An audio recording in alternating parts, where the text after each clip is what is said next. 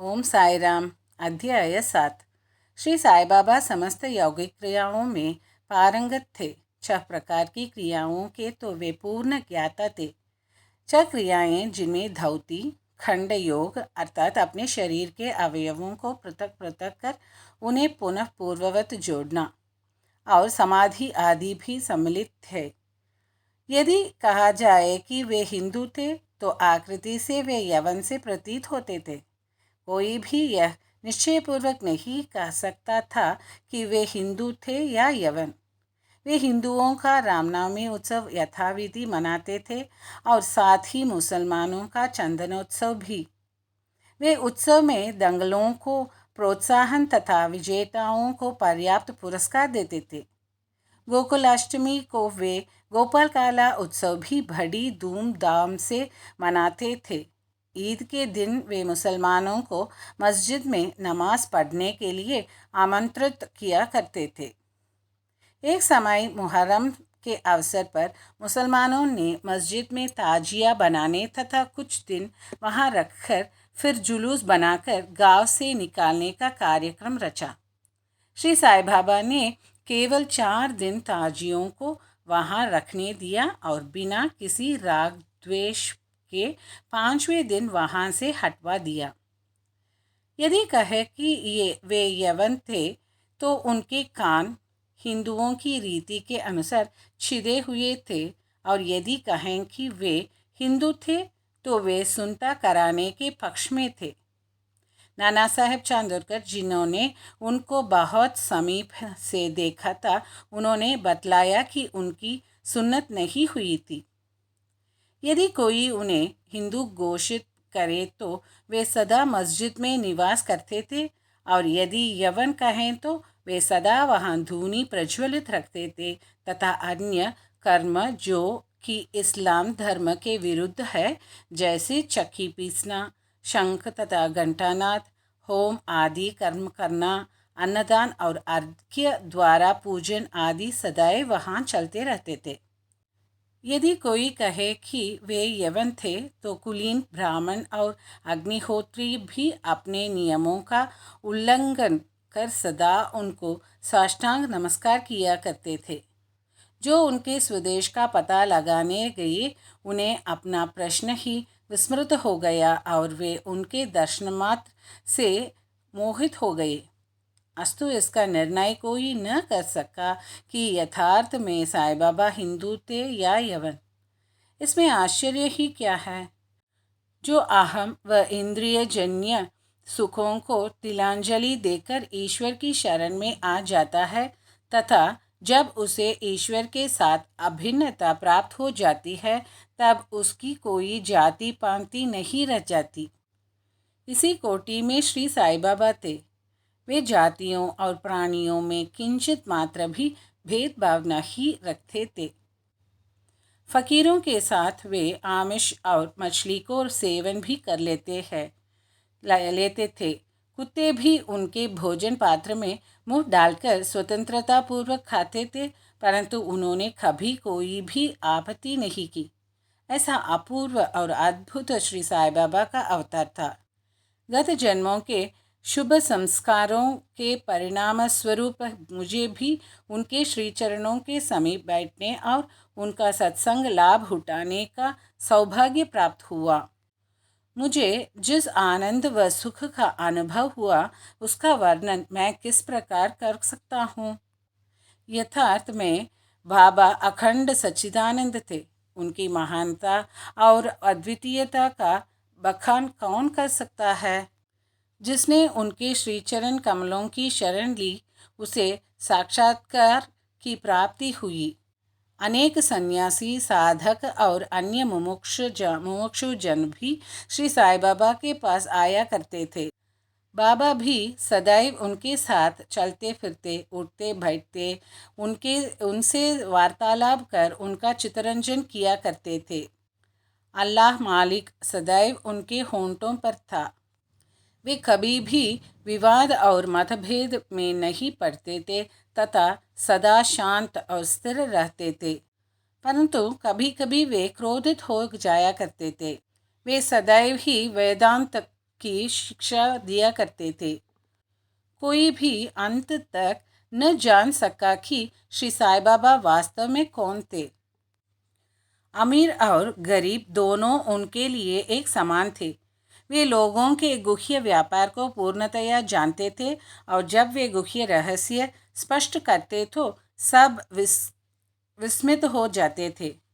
स्वयं ज्ञानावतार होकर भी वे सदैव अज्ञानता का प्रदर्शन किया करते थे। उन्हें आदर सत्कार से सदैव अरुचि थी। इस प्रकार का श्री साईं बाबा का वैशिष्ट्य था। तो वे शरीरधारी परंतु कर्मों से उनकी ईश्वरीयता स्पष्ट झलकती थी। शिरडी के सकल नर नारी उन्हें परब्रह्म ही मानते थे। विशेष श्री साईं बाबा के एक अंतरंग भक्त महाल सपति जो कि बाबा के साथ मस्जिद तथा चावड़ी में शयन करते थे, उन्हें बाबा ने बतलाया था कि मेरा जन्म पाथड़ी के एक ब्राह्मण परिवार में हुआ था। मेरे माता पिता ने मुझे बाल्यावस्था में ही एक फ़कीर को सौंप दिया था। जब यह चर्चा चल रही थी तभी पातड़ी से कुछ लोग वहां आए तथा बाबा ने उनसे कुछ लोगों के संबंध में पूछताछ भी की। श्रीमती काशीबाई कानेटकर ने साई लीला पत्रिका में प्रकाशित किया है कि बाबा के चमत्कारों को सुनकर हम लोग अपनी ब्रह्मवादी संस्था की पद्धति के अनुसार विवेचन कर रहे थे। विवाद का विषय था कि श्री साईं बाबा ब्रह्मवादी है या वाममार्गी। कालांतर में जब मैं शिरडी को कोई तो मुझे इस संबंध में अनेक विचार आ रहे थे। जैसे ही मैंने मस्जिद की सीढ़ियों पर पैर रखा कि बाबा उठ कर सामने आ गए और अपने हृदय की ओर संकेत कर मेरी ओर घूरते हुए क्रोधित हो बोले, यह ब्राह्मण है, शुद्ध ब्राह्मण, इसे वाम मार्ग से क्या प्रयोजन। यहाँ कोई भी यवन प्रवेश करने का दुस्साहस नहीं कर सकता और न ही वह करे।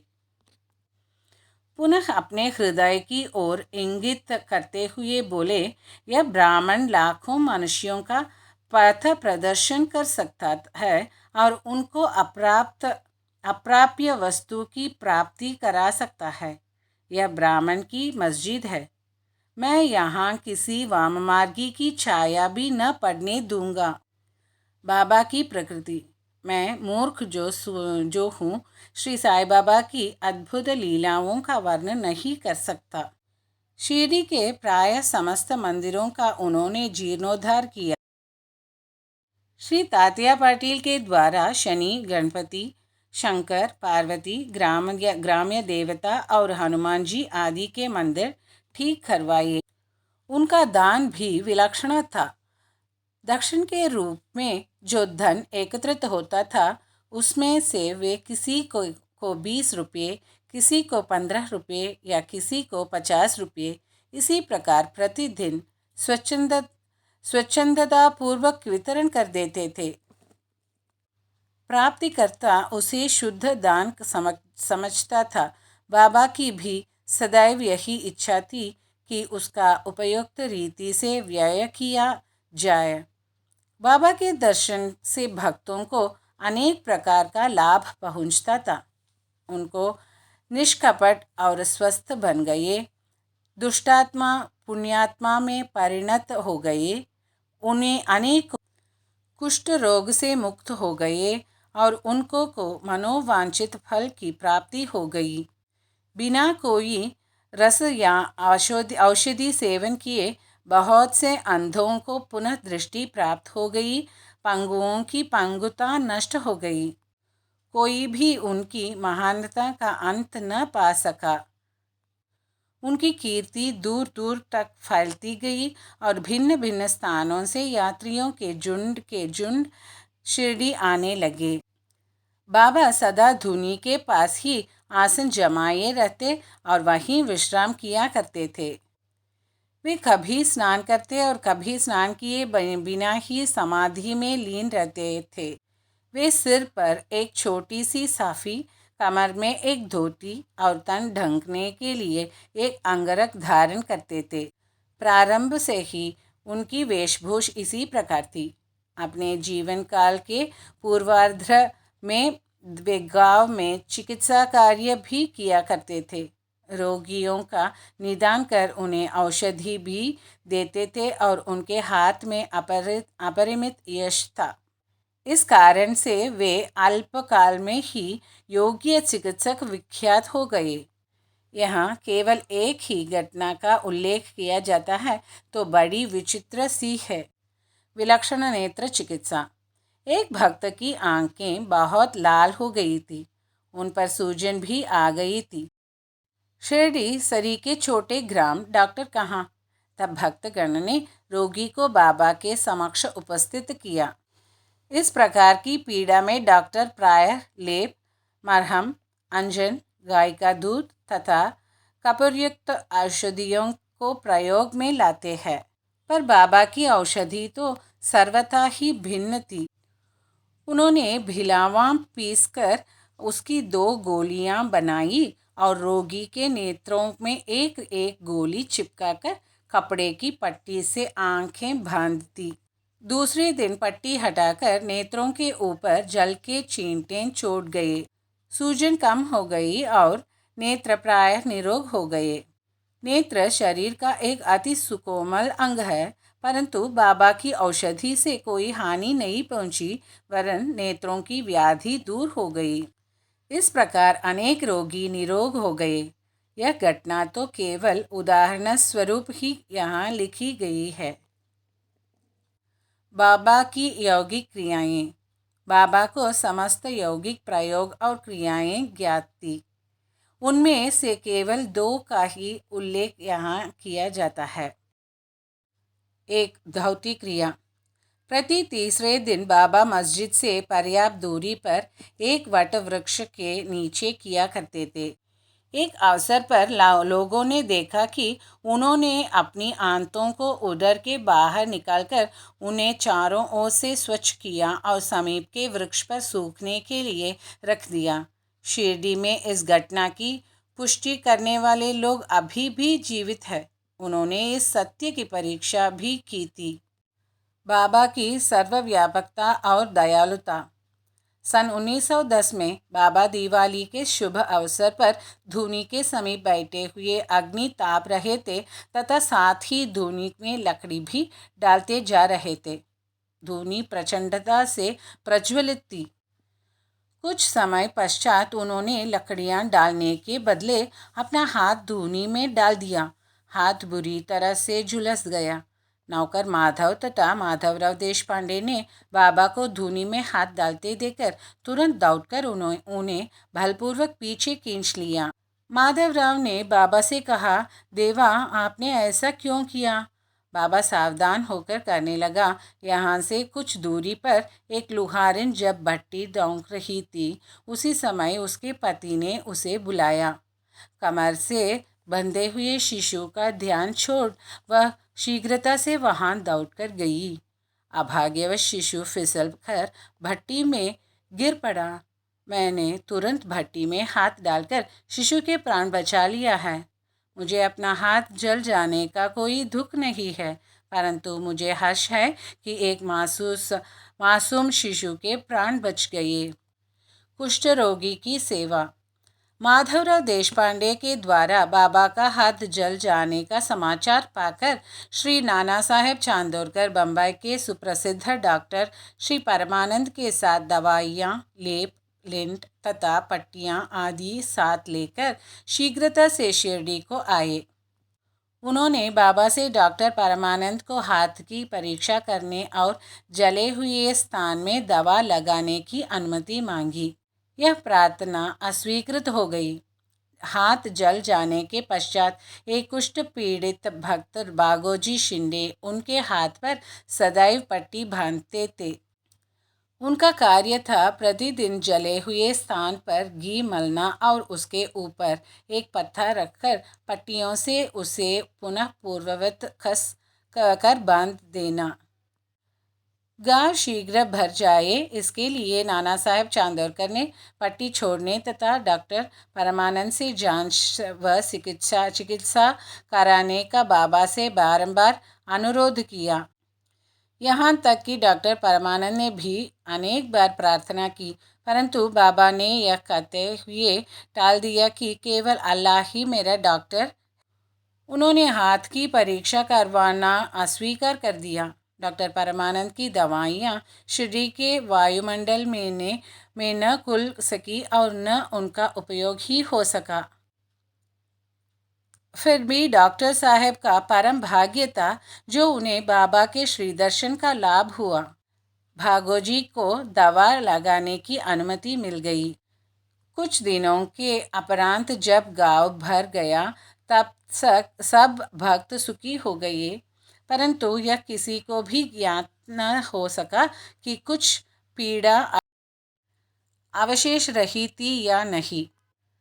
प्रतिदिन प्रातःकाल वही क्रमगत से हाथों की मालिश और पुनः कसकर पट्टी बांधना, श्री साईं बाबा की समाधि पर्यंत यह कार्य इसी प्रकार चलता रहा।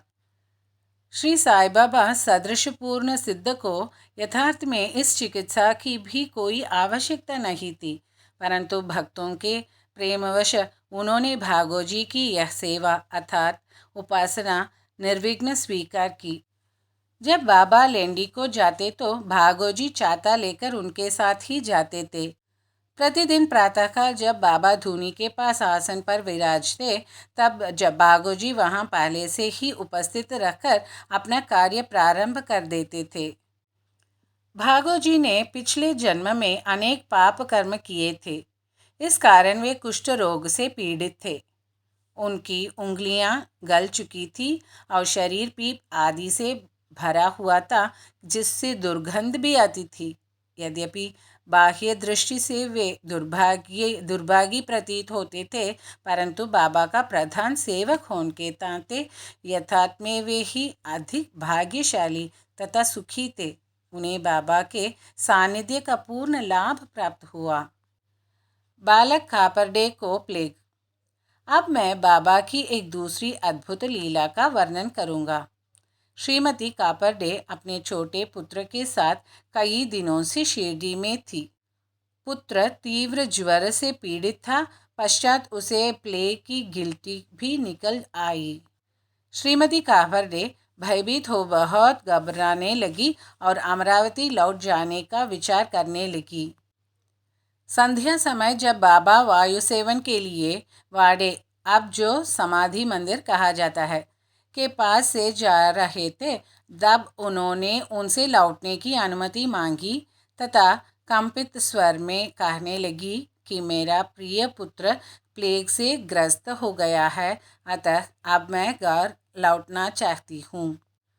प्रेमपूर्वक उनका समाधान करते हुए बाबा ने कहा, आकाश में बहुत बादल छाए हुए हैं, उनके हटते ही आकाश पूर्ववत स्वच्छ हो जाएगा। ऐसा कहते हुए उन्होंने कमर तक अपनी कफनी ऊपर उठाई और वहाँ उपस्थित सभी लोगों को 4 अंडों के बराबर गिल्टियाँ दिखाकर कहा, देखो मुझ अपने भक्तों के लिए कितना कष्ट उठाना पड़ता है, उनके कष्ट मेरे हैं। यह विचित्र और असाधारण लीला देखकर लोगों को विश्वास हो गया कि संतों को अपने भक्तों के लिए किस प्रकार कष्ट सहन करने पड़ते हैं। संतों का हृदय मोम से भी नरम तथा अंतर्बाह्य मक्खन जैसा कोमल होता है। वे अकारण ही भक्तों से प्रेम करते और उन्हें अपना निजी संबंधी समझते हैं। पंढरपुर गमन और निवास। बाबा अपने भक्तों से कितना प्रेम करते और किस प्रकार उनकी समस्त इच्छाओं तथा समाचारों को पहले से ही जान लेते थे, इसका वर्णन कर मैं यह अध्याय समाप्त करूँगा। नाना साहेब चांदोरकर बाबा के परम भक्त थे। वे खानदेश में नंदुरबार के मामलतदार थे। उनका पंढरपुर को स्थानांतरण हो गया और श्री साईं बाबा की भक्ति उन्हें सफल हो गई, क्योंकि उन्हें पंढरपुर जो भूवैकुंठ अथवा पृथ्वी का स्वर्ग सदृश ही समझा जाता है, उसमें रहने का अवसर प्राप्त हो गया। नाना साहेब को शीघ्र ही कार्यभार संभालना था, इसलिए वे किसी को पूर्व पत्र या सूचना दिया बिना ही शीघ्रता से शिरडी को रवाना हो गए। वे अपने पंढरपुर में अचानक ही पहुंचकर अपने बिटोबा को नमस्कार कर फिर आगे प्रस्थान करना चाहते थे। नाना साहेब के आगमन की किसी को भी सूचना न थी, परंतु बाबा से क्या छिपा था, वे तो सर्वज्ञ थे। जैसे ही नाना साहेब नीमगांवन पहुँचे, जो शिरडी से कुछ ही दूर पर है, बाबा पास बैठे हुए महलसापति अप्पा शिंदे और काशीराम से वार्तालाप कर रहे थे।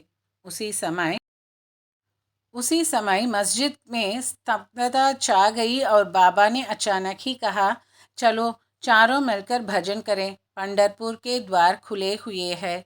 यह भजन प्रेमपूर्वक गाए। सब मिलकर गाने लगे। मुझे पंढरपुर जाकर वहीं रहना है, क्योंकि वह मेरे स्वामी अथवा ईश्वर का घर है। बाबा गाते जाते और भक्तगण उसे दोहराते जाते थे। कुछ समय में नाना साहब ने वहाँ सकुटुंब पहुँचकर बाबा को प्रणाम किया। उन्होंने बाबा से पंढरपुर को साथ पधारने तथा वहाँ निवास करने की प्रार्थना की। पाठकों, अब इस प्रार्थना की आवश्यकता ही कहाँ थी। भक्तगण ने नाना साहब को बतलाया कि बाबा पंढरपुर निवास के भाव में पहले ही से है। यह सुनकर नाना साहब द्रवित हो श्री चरणों पर गिर पड़े और बाबा की आज्ञा उधी तथा आशीर्वाद प्राप्त कर वे पंढरपुर को रवाना हो गए। बाबा की कथाएं अनंत है। अन्य विषय जैसे मानव का जन्म का महत्व, बाबा का भिक्षावृत्ति पर निर्वाह, बायाजीबाई की सेवा तथा अन्य कथाओं को अगले अध्याय के लिए शेष रखकर अब मुझे यहाँ विश्राम करना चाहिए। श्री सद्गुरु साईनाथ अर्पणमस्तु। शुभम भवतु। ओम साई राम।